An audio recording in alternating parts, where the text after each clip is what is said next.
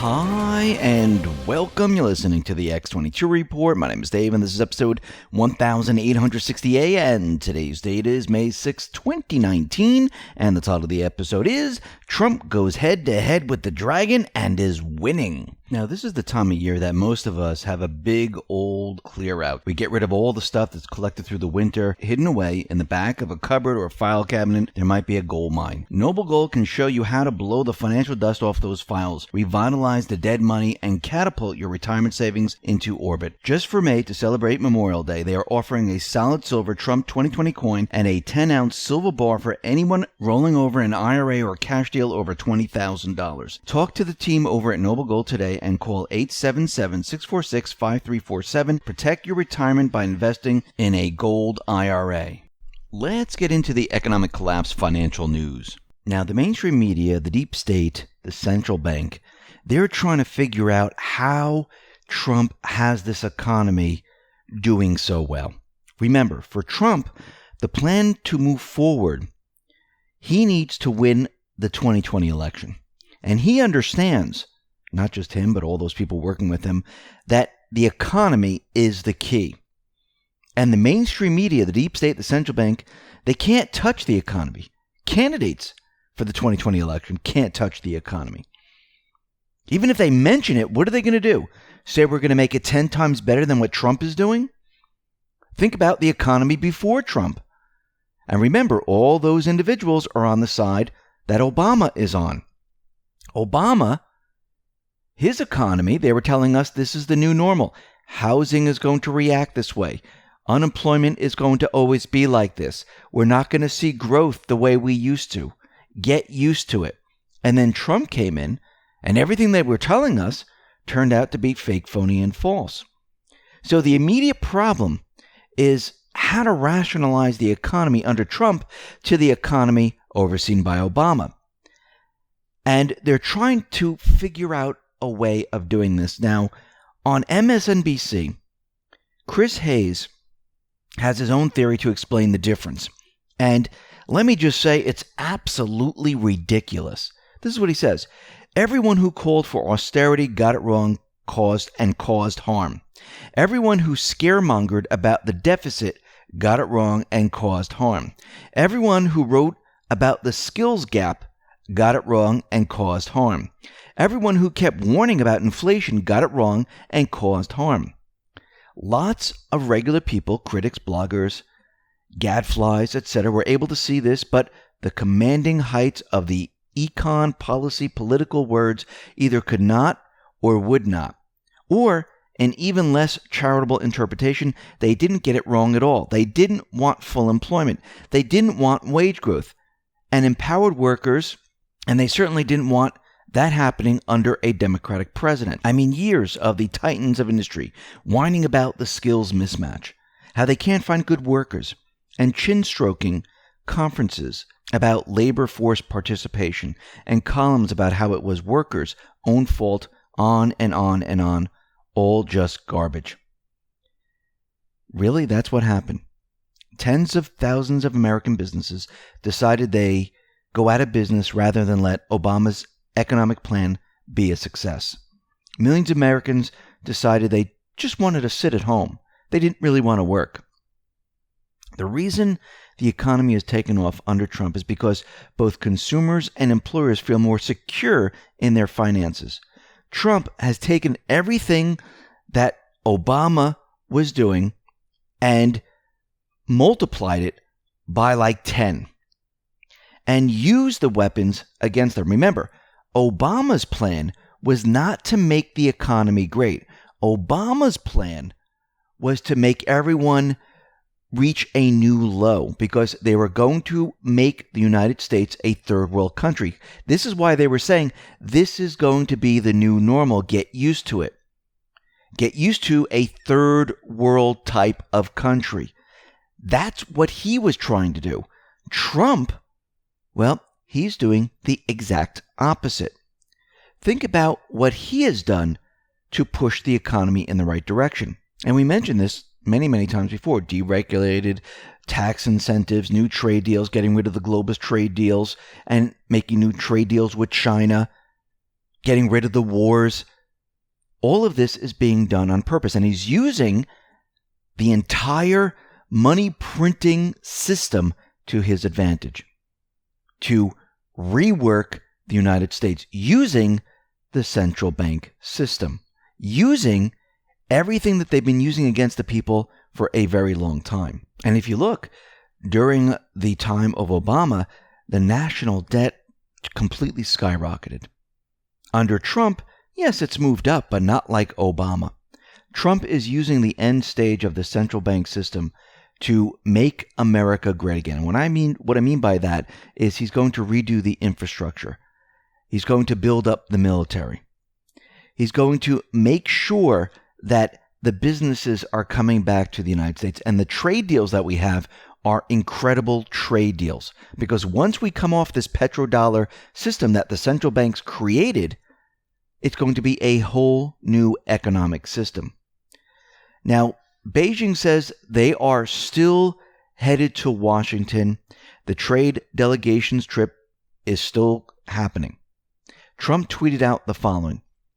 The United States has been losing for many years $600 to $800 billion a year on trade. With China, we lose about $500 billion.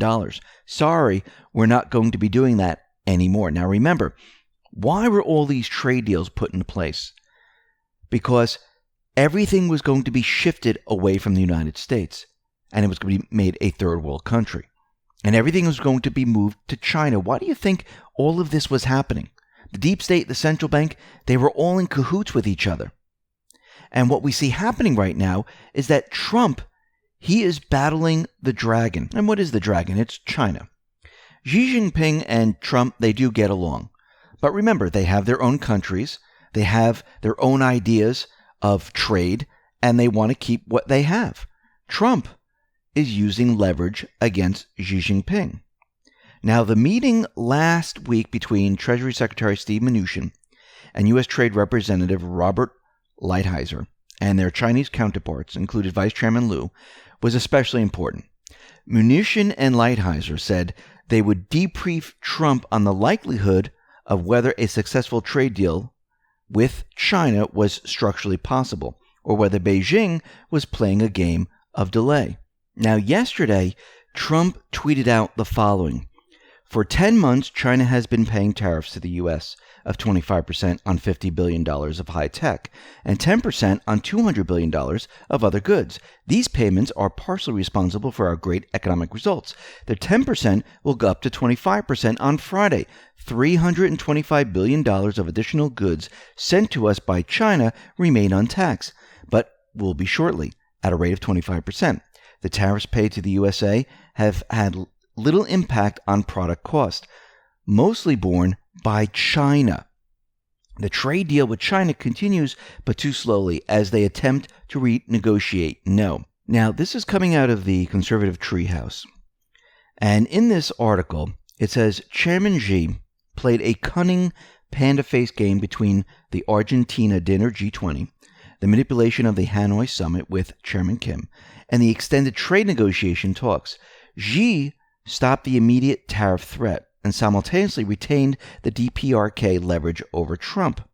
However, given the scale of China's dependence on access to the U.S. market, it was only a matter of Trump allowing the appearance of a diplomatic time to pass before he could counter with a more forceful response of his own. I have no doubt that Lighthizer dropped a strategic ultimatum on Beijing last week, triggering them to drop the panda mask. Team USA came out of these negotiations exactly where President Trump always seemed to be heading. He wants full frontal tariffs on Chinese imports because he knows China will never genuinely negotiate terms until they are defeated. Chairman Xi and Vice Chairman Liu now have only a few days to rethink their approach. Now they have exhausted the delay strategy, and simultaneously, any immediate increase in DPRK hostilities will be transparent and of no further trade benefit. Most likely, we will see Wilbur Ross reemerge to close the trade deal. Xi is using North Korea and their nuclear weapons. This is why Trump is continually going back and forth and saying, yes, North Korea will denuclearize. Xi is holding this off and using it as leverage to get what he wants economically. Trump, well, he's using tariffs as his leverage to get what he wants from China. And Trump actually has the upper hand. Trump is asking for it all. And he wants everything. Now, is he going to get everything? No. But he's going to get what he wants. By asking for it all, he's going to bring it down to a level where he says, okay, I'll be satisfied with this. This is part of his strategy. And we need to remember that China controls North Korea, controls what Kim is going to do, because Kim and Xi Jinping, they understand that working together, North Korea is going to be an economic powerhouse. Trump realizes that North Korea eventually will be an economic powerhouse. Kim Jong-un understands this, but Xi Jinping controls him right now. And China, well, to save face, they're going to say, okay, you know what? North Korea is going to denuclearize. And since they're going to denuclearize, this is what we want out of the economic trade deal. Trump is going to get what he wants, and China, to save face, to get a better trade or a better economic outcome, they're going to say, okay, North Korea is going to denuclearize. Why is this? Because Trump has the upper hand. U.S. and Europe are much more important for China than China is for the U.S. and Europe. The U.S. is now actively contemplating the launch of MMT and exploding the U.S. twin deficit by issuing virtually unlimited amounts of debt, which it ostensibly can do as long as the U.S. dollar is the world's reserve currency, which it still is. And remember, Trump is using everything out of the Federal Reserve, using everything the deep state, the central banks have used in the past to make America great again. And once Trump does this, China will benefit. Why? Because China's current account deficit will turn negative, meaning that China will henceforth need financing from the rest of the world, and specifically the U.S. It is not Beijing that has leverage over the U.S., but rather the U.S., whose ability and desire to allocate capital to China could mean all the difference for China's economic growth or lack thereof. And when you look at it, as the GDP numbers rise in Europe and the United States, it helps China. When China's GDP rises, it does not help the United States and Europe. So actually, Europe and the United States, they help China. And China, they understand this. But again, leaders of both countries, they want what they want. Trump has played this perfectly. Played this so China, well, they have no place to go except to agree with what Trump is offering. Because Trump is just going to add more tariffs and is going to put pressure on China. The cost does not come back to the people of the United States. The cost is absorbed by China, and they are taxed. Think about what Trump is doing. Trump is telling the Federal Reserve not to raise interest rates. They didn't raise interest rates. Trump is telling the Federal Reserve to cut interest rates. Most likely we're going to see this. We know the Federal Reserve, well, they're going to stop winding down. And they're looking at a stimulus package. Once the Federal Reserve announces a stimulus package, guess what? All of a sudden, all this money is going to flow into the United States, and Trump is going to use this. China understands this. China realizes that they want a piece of this to keep their economic system going. Remember, the plan before was to shift everything over to China. To shift everything. Why do you think Clinton, Biden, and the rest were selling secrets to the Chinese, bringing them up to speed, bringing their technology up to speed? And what we see happening right now is Trump is using all of this against China. And China, well, they have no other place to go. They're going to have to do this because think about it. The United States pushing more stimulus. What do you think the ECB is going to do? They're going to push more stimulus. Now everyone's saying, well, here we are. We're back to where we started. No, Trump is not doing what all the other presidents have done, what the deep state, the central banks have done.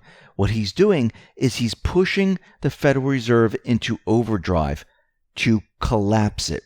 Remember, the Federal Reserve is independent. They're doing this on their own.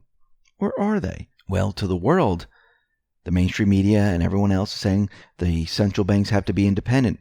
They can't be politicized. So Trump could low, they're making sure that they are independent. That's the way the world sees them. But behind the scenes, they're doing exactly what they want. So when the system overheats, burns down, who is to blame? It's the Federal Reserve. Remember, they're independent. They made their decisions on their own. They are responsible. Boom. Listen, everyone, thanks a lot for listening. Be well, be safe, and especially be prepared. Thanks a lot.